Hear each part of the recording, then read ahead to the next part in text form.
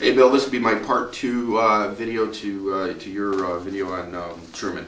I left off, actually I said I wasn't going to say anything else about World War II, but I did want to bring up one more point since you actually mentioned that Truman dropped the atomic bomb on Japan and that was a good thing. And I absolutely agree with you, that was a good thing. I don't care what revisionist historians have to say about it, I think it was necessary. However, Truman had to be talked into using the bomb. He didn't want to use it. And it wasn't until, and I don't remember who said it, but they said, Mr. President, what will you say to the American people at your impeachment when they find out that you could have ended the war and saved American lives, but you didn't? So in the end, he actually used the bomb, but he had to have some serious talking. Now I want to talk about Korea. Korea is another interesting situation in his administration. Truman ordered a blockade, a naval blockade. Now understand that after World War II he had gutted the military, mothballed most of our ships. So he orders a military blockade of Korea with way too few ships. Luckily nobody challenged the blockade because it could have ended up being an absolute disaster for us. But he did this without going to Congress. Now understand that a military blockade, a naval blockade, is an act of war.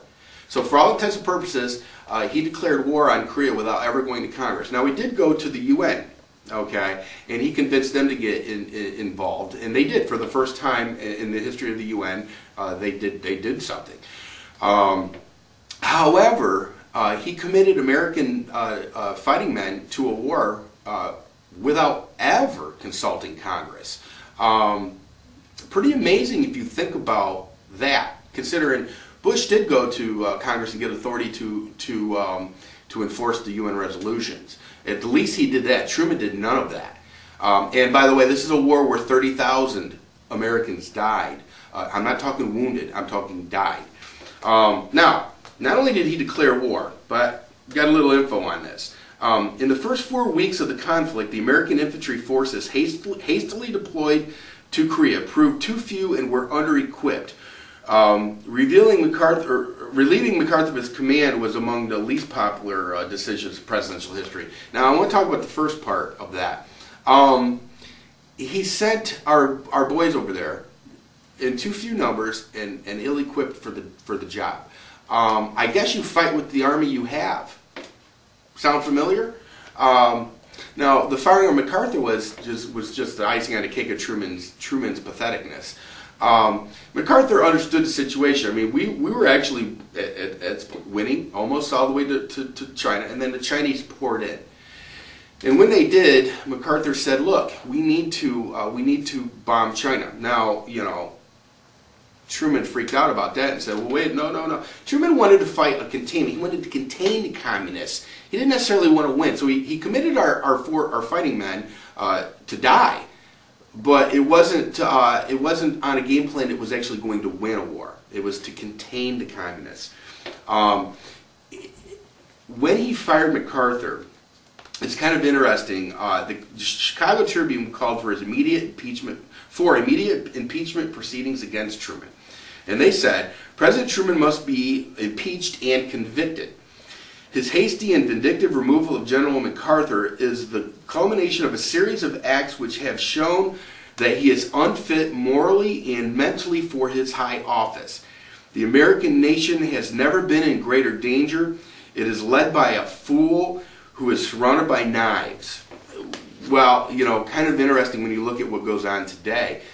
Here you've got the media calling for his impeachment. And I can only imagine if there was a YouTube back then or an internet back then.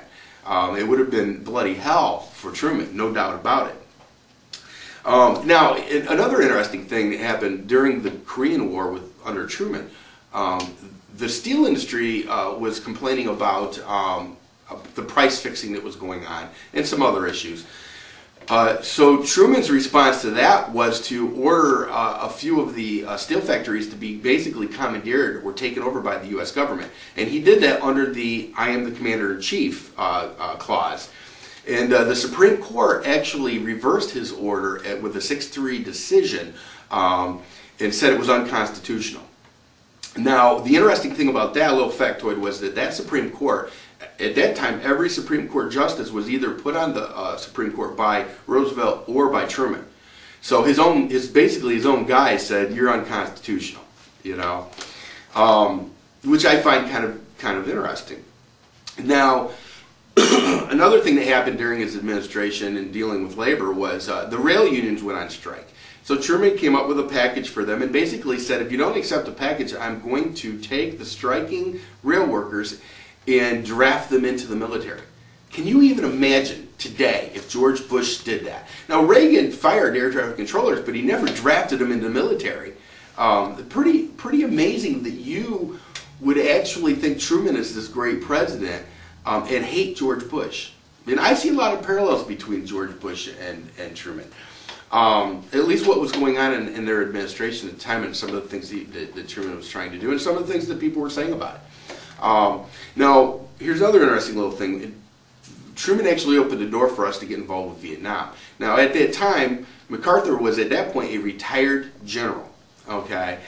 And he had a lot to say about it. He basically said Truman's insane. If he gets involved in Vietnam, he can't win this. And the reason MacArthur said it is because he understood what Truman had done in Korea, or was doing in Korea. So now you've got a retired general spouting off about a sitting president during a time of war.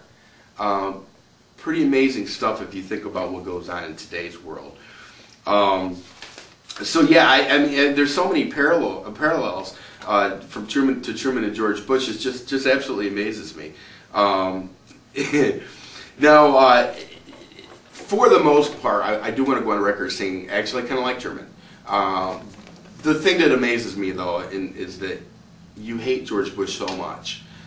You think that he's the devil. And by the way, I'm not even touching on all the corruption that went on in the Truman administration. How many people in high places in the Truman administration went to jail or were fired or resigned before they could go to jail or be fired? It was staggering, a staggering amount. It just amazes me that your disdain for George Bush is so off the charts, but yet you think Truman's just a great president. And I actually, like I said, I don't really mind Truman. One interesting little factoid here: when Truman left office in 1953, Truman was one of the most unpopular chief executives in history. His job approval rating of 22% in the Gallup poll as of February 1952 was actually lower than Nixon's was in 1974, in August of 1974, at 24%, the month that Nixon finally resigned. Just a little interesting factoid. Now, for the most part, I'm done with the negative things on Truman. I do want to say Truman was the first president who received a pension, and one of the reasons why is that listen, Truman was not a wealthy man, and at that time the only other president that was alive was Hoover, and it's kind of interesting because historians say that the only reason Hoover took the pension, because Hoover was very wealthy, was that he did not want to embarrass Truman, who he knew had to take the pension. So Hoover maybe not a great president, but obviously a decent human being who cared about others. So, but anyway, listen, Bill, this has been fun. Be interested to see if you make a comeback on this. I'm always up for the challenge. I don't have a PhD like you do, but I do have a master's from the School of Hard Knocks. So I'll give it my best. Anyway, you take care, Bill.